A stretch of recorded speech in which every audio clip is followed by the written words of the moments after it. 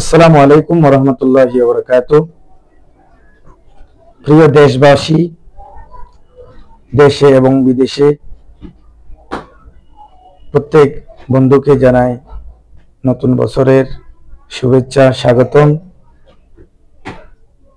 আমাদের মধ্যে সুখ সমৃদ্ধি নিয়ে নতুন একটি বছর শুরু হয়েছে।